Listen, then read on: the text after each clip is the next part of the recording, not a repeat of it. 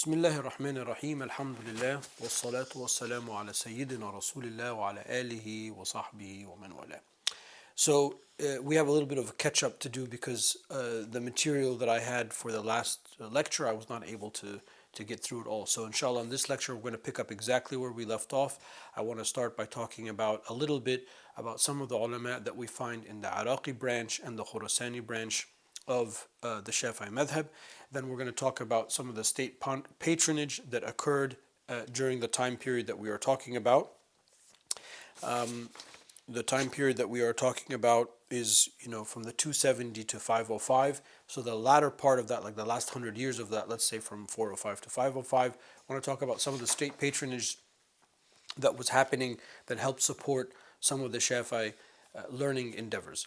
And then moving from there, we are going to talk about some of the works of comparative fiqh that we find from this time period. And then we're going to talk about the new trend of writing of usul al-fiqh along the lines of the theologians, which is from this experience is where the Shafi'is get the term the mutakallimun. So in the space of usul al-fiqh, when we say mutakallimun, we mean the Shafi'is, Malikis, and Hanbalis, and when we say the fuqaha, we mean the Hanafis. So those are terminologies that are used in specific to the science of usul al-fiqh. We'll introduce that. And then we will talk a little bit about Salah ad-Din al-Ayyubi radiallahu anhu and some of the benefits that the Shafi'is gained from his ruling over Egypt and the Sham area. And then we will end our discussion by talking about the first tanqih, the first recension, which is, or the redaction of the first redaction of the madhab, which is the efforts of Al-Rafi'i and Al-Nawawi radiallahu anhuma. And then what I will do for you at the last lecture is I will give you the tasalsul, I will show you the order of the works that they wrote, both imams wrote, and how they were summaries of the works that came before them.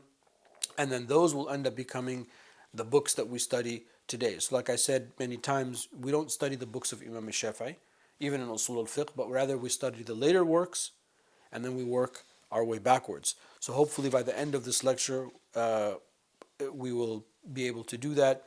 And if there's time, I'll throw in some of the later books that come after An-Nawawi and Al-Rafi'i. Might not get to it, we might have to push that to the next lecture. We'll see how we do, inshallah. Okay, let's just jump right in. So in the last lecture, we were talking about how because of Imam al-Shafi'i's travels and because of his, mashallah, leaving students everywhere, up until the time of Imam al-Rafi'i and Imam al-Nawawi, we have these two parallel streams of the Shafi'i madhab. We refer to them as the Khurasani school and the Iraqi school. What those differences are and things, we'll talk about that in another lecture. But right now, I wanted to give you some of the names of the Iraqis so you have an idea. So we have, for example, Abu Hamid, Ahmed ibn Muhammad ibn Ahmed al-Isfariyini, whom we mentioned before. He passed away in the year 406. We have Qadi Abu Tayyib, Tahir ibn Abdullah ibn Tahir al-Tabari. So Imam al-Tabari, the famous Imam al-Tabari, he died in the year 540. Again, these are all the Iraqi school. And then Imam Abu al-Hasan Ali ibn Muhammad ibn Habib al-Mawardi. So the famous Imam al-Mawardi, and he died in the year 450. So those three names are names that we would associate with the Iraqi school. Now, as far as the Khurasani school, some of the famous players are Imam Abu Bakr Abdullah ibn Ahmed ibn Abdullah al-Maruzi, who is known as al-Qaffal al-Saghir, and he died radiallahu anhu in the year 418. Of course, all these dates are Hijri dates. Imam Abu Muhammad Abdullah ibn Yusuf ibn Abdullah al-Juwayni, the father of Imam al-Haramain, he died in the year 438. Imam Abu Ali al-Hussein ibn Muhammad ibn Ahmed al-Maruzi, who is known as al-Qadi Hussein within the madhab, and he died in the year 462. And then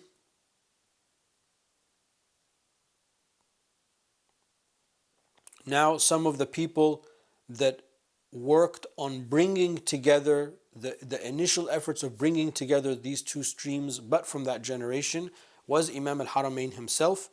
Abu al-Ma'ali Abdul Malik ibn Abdullah ibn Yusuf al-Juwayni, who was known as Imam al-Haramain. Um, and Imam al-Haramain died in the year 478. And then, one of the greatest figures that Islam ever produced, Hujjat al-Islam, Imam Abu Hamid al-Ghazali, who died in the year 505. Al-Hafidh Abu Bakr Ahmed ibn al-Hussein ibn Ali al-Bayhaqi, and he died in the year 458. And then also Imam al-Shirazi, Imam Abu Ishaq Ibrahim ibn Ali ibn Yusuf al-Shirazi, Imam al-Shirazi, who died in the year 476. Now, of those, they're all important, but specifically what's really super important is Al-Ghazali and Al-Shirazi, because Al-Ghazali's work in fiqh and Al-Shirazi's work in fiqh are going to be the main texts that are used by Al-Rafi and Nawawi.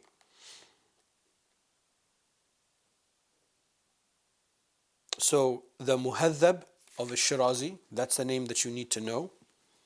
The Muhadhab of Al-Shirazi.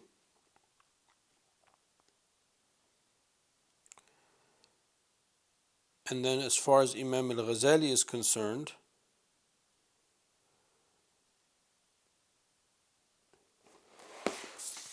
Imam al-Ghazali's book is Al-Wajiz. Okay, so those are the two books, the Wajiz of Al-Ghazali and Muhadhab of Al-Shirazi. Those are like the initial attempts of uniting the two strands and what will be used by Al-Rafi and Nawawi. Okay, and then lastly, just to round out the stuff that I couldn't get to last time, there was some state patronage. As I said in the last lecture, in the early generation there was a lot of patronage for the Hanafis, but then at this time, in about the 5th Islamic century, or 4th and 5th Islamic century, there was more patronage, or the Shafi'i were gaining state patronage. So, for example, we have the Abbasid Khalifa al-Qadir Billah, Abu Ishaq Ahmed ibn Ishaq ibn al-Muqtadir ibn al-Mu'tadid bil-Muwaffaq ibn al-Mutawakkil ibn al-Mu'tasim ibn Harun al-Rashid, and he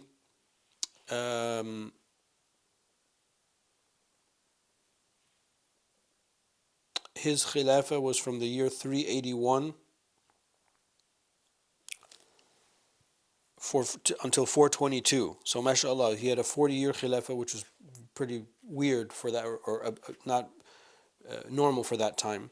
Then we also have Sultan Shams al-Mulk, who died in 492.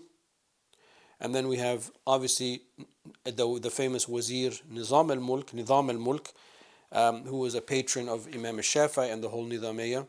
Actually, the whole Nizamiyya were 9 school systems that he set up. So that type of patronage was, is, and continue, and will always be important, because without that type of infrastructure, the teachers won't have a place like this. This is an institute infrastructure that we have, that we are able to disseminate this knowledge and teach and keep the tradition going. So these things always are going to be super important, and it's not the most important thing in the introduction to the Shafi'i Madhab course, but it's like an undercurrent. You need to understand that these people these ulama, that is, would not have been able to do what it is they did, was there not a place for them to be able to do it. And those places, those institutes, are things that are supported by the state. Okay, now if we look at the last 100 years of the time period that we're looking at, so roughly from the year 405 to 505 of the Hijrah. Remember, 505 is the death date of Imam al-Ghazali, so it's an easy date to remember. There was the emergence amongst the Shafi'is of what we would call today, or what is called today, fiqh al-muqaran, comparative fiqh. I don't like that term because law by nature is comparative. So to say fiqh, this is just my little critique of the terminology. To say fiqh al-muqaran is to assume that there is a fiqh that is not muqaran. But law by nature is going to be comparative. You have to compare it to something for and against. There are dissenting arguments. Even in like America, in the Supreme Court, when they issue a ruling, there's a dissent. There's the people that dissented, and their arguments are cataloged. So law by nature is comparative. But I understand what is meant by the term, which is that in these books that we call comparative fiqh, they are talking about other madhahib's opinions. So when you study an introductory book of fiqh, you're not going to study the other opinions. You're going to just learn the opinions of this madhab. So you have a map in your mind of what the opinions are. That makes sense. So from that point of view, I can understand why that's why I'm not against the term, but I don't really like it. Anyway, the Hanafis were the ones that were really first and foremost to do this, but the Shafi'is came to the show a little bit late with this, and we have the two great works of Al-Mawardi, who we mentioned as coming from the Iraqi school. He wrote Al-Hawi, and then we also have Imam Al-Haramain's work Nihayat Al-Matlab fi Dirayat Al-Madhab, which is also a book of quote-unquote comparative fiqh. In other words, they are going to take up the discussion points of other madhahib as well, and maybe even internal debates of the madhab, like Fulan said this of the Shafi'is, but Fulan said this, Imam Shafi'i wrote this, so on and so forth. The other big thing to talk about this period is finally the Shafi'is start to turn to the writing of books of usul al-fiqh. Up until this time, the Shafi'is were pretty much just relying on the Risala of Imam al-Shafi'i, which is a great book and everything. But as we said when we introduced it, it didn't discuss all of the aspects of usul al-fiqh. Now, the fuqaha of the Shafi'is started to write books of usul al-fiqh using some of the nomenclature and the concepts of the theologians, the mutakallimun. And this is why if we are inside a classroom of usul al-fiqh, there are two groups of usul al-fiqh. There's the mutakallimun and the fuqaha. The mutakallimun are the Shafi'is, Malikis and Hanbalis. The fuqaha are the Hanafis. It's just a term used only to describe the two camps of usul al-fiqh. Those two are reconciled, by the way, in the books like Jam' al-Jawama by Subki, and then the later books. So when we study usul al-fiqh today, we study the combined school. But at this time, there were these two different schools. So what are some of the writings that we have? We have the Luma of Imam al-Shirazi. We have the Mustasfa of Imam al-Ghazali, phenomenal book. And then we have the Burhan of Imam al-Haramain al-Juwayni. So these three books start to become the standards of how usul al-fiqh is discussed. And then the books that take from them afterwards and summarize those works are the books that are studied as introductory remarks. And then in the next clip, inshallah, we'll move forward to talk about Salah ad-Din and other things, inshallah. Okay, so let us begin now with talking about Salah ad-Din radiallahu anhu. Of course, Salah ad-Din is a famous figure from our history, and the reconquering of Jerusalem and expelling of the Fatimids from Egypt. So there's a lot of, the historical aspect, but obviously that's not why we're mentioning him here.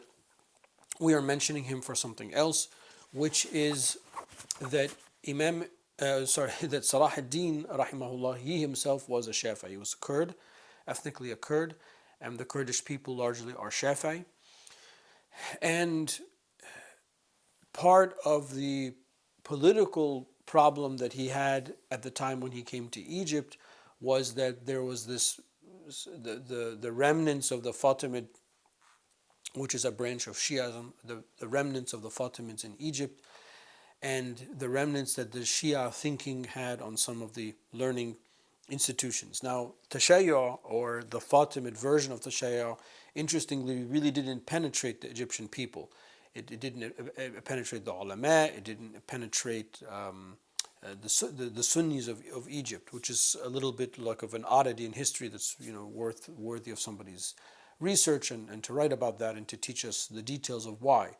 So it was not difficult for Salah ad-Din to expel that type of thinking from Egypt. Salah ad-Din, he lived from 532 to 589, by the way, so we are now entering into the third historic stage that I want to talk about, which is 505 to 676, ending with the death of Imam an-Nawawi, rahimahullah. Now, why am I making this introduction about Salah ad-Din?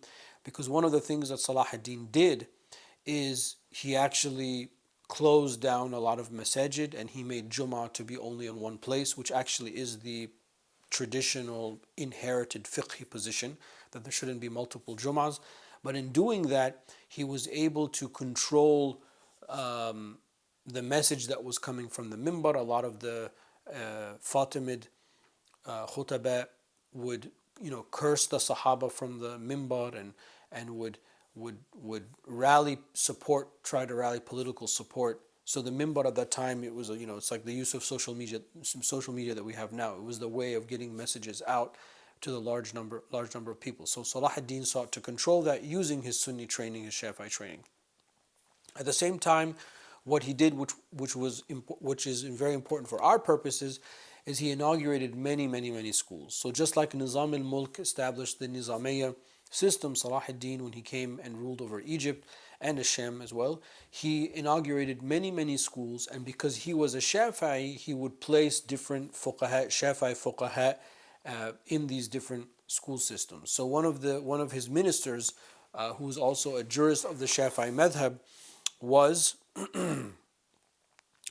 Al-Qadi Abu Ali Abd al-Rahman ibn al-Qadi al-Ashraf Abi al-Hasan Ali al-Lakhmi.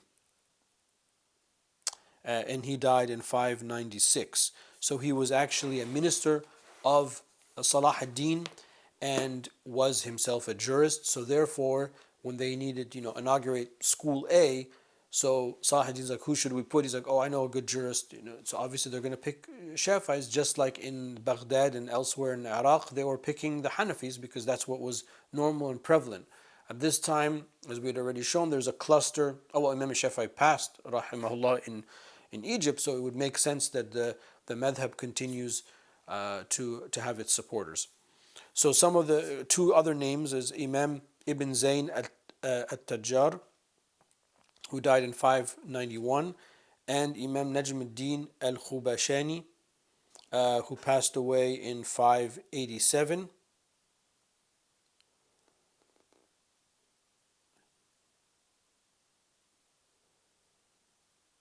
And he was, al-Khubashani was the first one after the reconquest of Egypt to give the khutbah in the name of the Abbasid Khalifa at the time, who was al-Mustadi Billah. And actually we have a date of this. This was on Friday, the first Friday of Muharram in the year 567.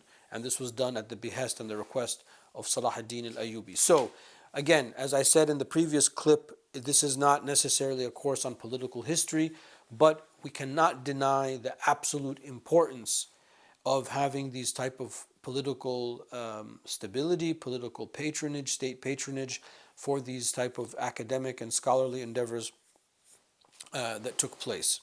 Okay, I want to mention some of the other ulama at this time that are important for us to know. Al-Imam al-Husayn ibn Mas'ud ibn Muhammad al-Baghawi, so famous Imam al-Baghawi, he dies in 517.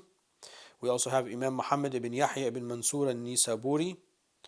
He studied directly with Imam al-Ghazali, and he passed away as a shaheed. Actually, he was killed as a shaheed in Nisapur in the year 548. We have Al-Imam Ibn Abi Usrun,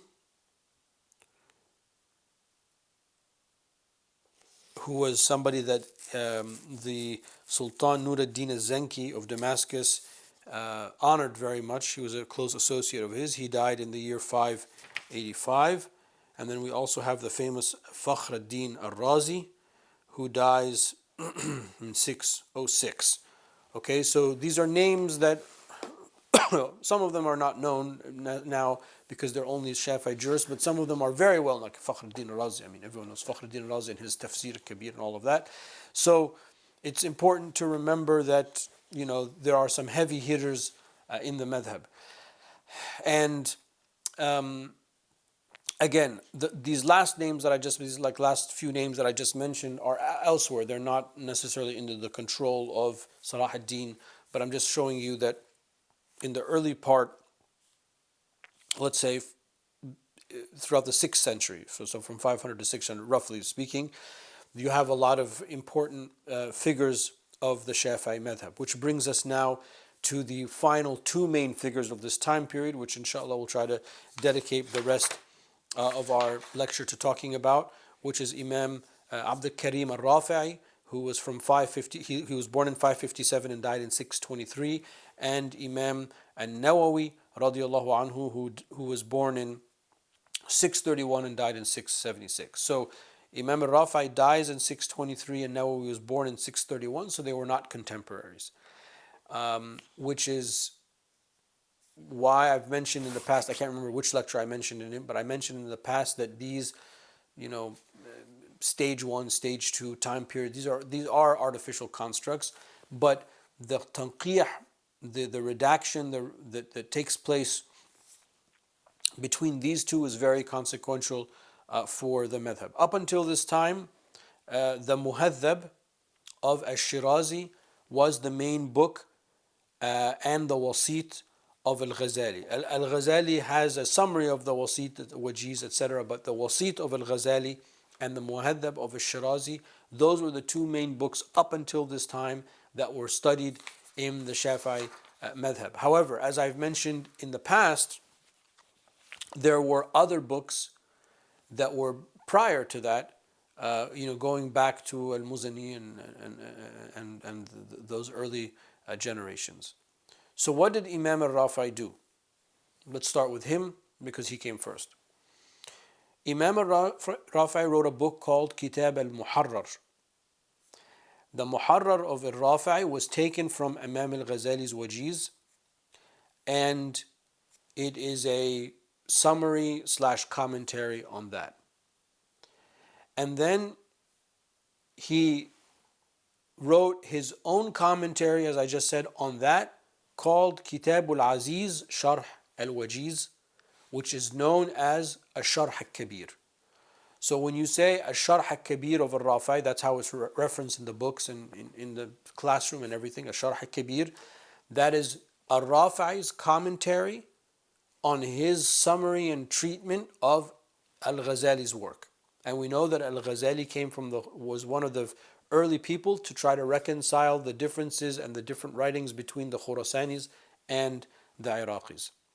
And then, because that's called a Sharh al-Kabir, and it's a big book, Imam al-Rafi'i made it into something smaller called a Sharh al-Saghir, the smaller Sharh. So these three writings, the Muharrar it's not going to be found except with its commentary, right? So, but it's the Muharrar, basing it on Al-Ghazali's work, a Sharh al-Kabir, and then a Sharh al-Saghir. So in these writings, Imam al-Rafi'i is dealing with all of the differences that are found. So it's like all of these streams are feeding into al-Rafi'i's writings, and in his writing, he is showing us what are the correct positions. And then in the next clip, we'll begin by talking about what Imam al-Nawawi did. Now, when we come to Imam al-Nawawi, rahimahullah, Imam al-Nawawi wrote a lot in a lot of different subjects. Of course, we're only concerned here in this course with his works in the Shafi'i madhab. The first book we'll discuss is Rawdatul Talibin. Rawdatul Talibin. Rawdatul Talibin of Imam al-Nawawi, which is considered, maybe I shouldn't have begun with this one, but it is considered the ultimate book of the Shafi'i madhab. It's like the ultimate reference. Even though the Minhaj of al-Nawawi, well, let me start with the Minhaj because then what I'm going to say is not going to make sense. The Minhaj of Talibin, Minhaj of Imam al-Nawawi, is a summary, mukhtasar of the Muharrar of al-Rafi'i. The Minhaj of Imam al-Nawawi is the book of the Shafi'i madhab. Everything that you study from a study point of view is in some way, shape, or form connected to directly or indirectly. Either it's a summary of, or it's the phraseology is taken from the Minhaj. The Minhaj is the book of the madhab. That's what you're driving toward when you're studying your text. You're driving towards studying the Minhaj. Now, he wrote another book called Rawdatul Talibin, which I began. That is one like hair step beyond the minhaj. So you will see like وقال النووي في المنهاج والروضة. So the Nawawi says in the Minhaj and the Rawda means khalas. That is the end of the debate. This is the answer of what the Shafi'i madhab says. Now the Rawda al-Talabin is a commentary on اختصار Kitab al-Aziz.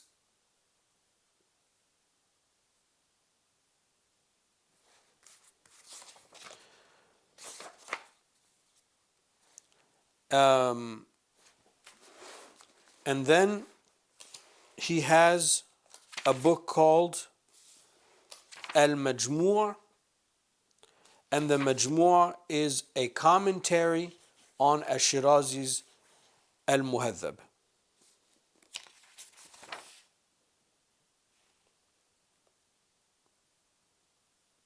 So,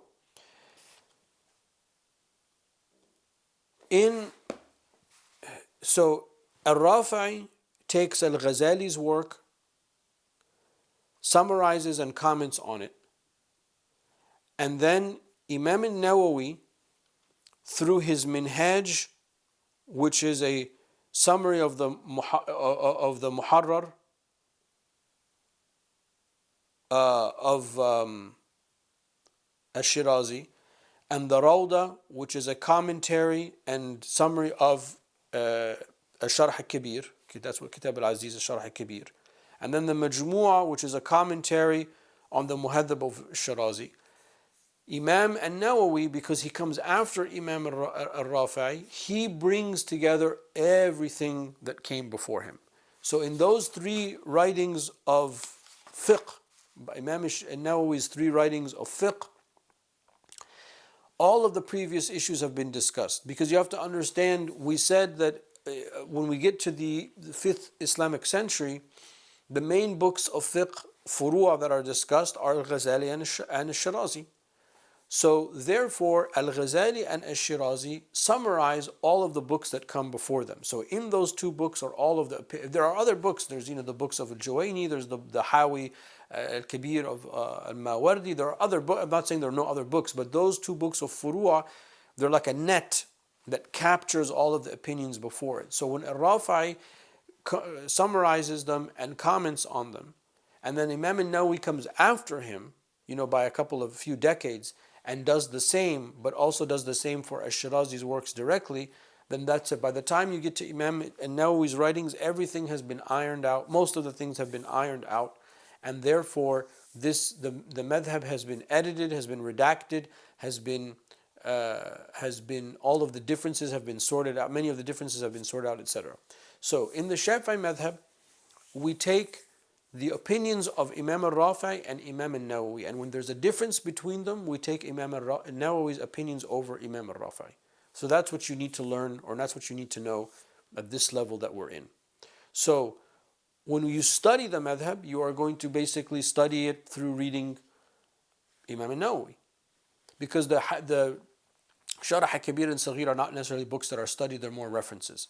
So therefore, the Minhaj of Imam al-Nawawi has dozens of commentaries on it by the people that come after Imam al-Nawawi, of course. So therefore, those commentaries on the Minhaj are the books that you're going to find on your shelf. And then the Minhaj itself will be summarized. Shaykh al-Islam Zakaria al-Ansari summarizes it and writes a commentary on it, etc. And usually, historically, for the last 400 or 500 years, usually the goal is to read Shaykh al-Islam Zakaria al-Ansari's Manhaj, which is a summary of the Minhaj. There's also another book that's also known, and it's famous in the English language because it's been translated, Umdat al-Salik. Umdat al-Salik, Ibn Aqib al-Misri, rahimahullah, is also a summary basically of the Minhaj of al-Nawawi. So those books are important because if the goal is to get to the Minhaj from a study point of view, the Minhaj is also a big book. It's not very big, but it's a hefty book, let's say. So it's great that other people summarized it, because then you can approach it easier. So when you read the ijazat, for example, of some of the Azhari ulama, like of the last couple hundred years, the ijazat that are like still in manuscript form and things like that, I've looked at some of them. You will see that those that study the Shafi'i madhab, their goal is to get to Shaykh al-Islam Zakaria al-Ansari's works. Now, the only exception to all of this is the Matn of Abi Shuja', which is, as I said before, the Mubarak book, and Ibn Qasim's commentary on it, and Imam al-Bayjuri's Hashia on that commentary.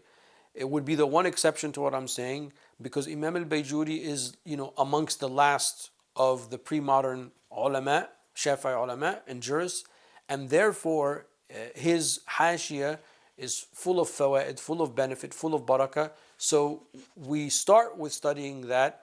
And as I say, the Matn of Abi Shuja' is like an accordion. It's like a small book, or it can be a very big book, because Al-Bayjirmi has a 4-volume commentary on Al-Sharbini's commentary. Al-Bayjirmi has a Hashia on Al-Sharbini's commentary on the Matn of Abi Shuja'. It's like 4 or 5 volumes. It's quite large. So it can be an accordion. It can be a long book.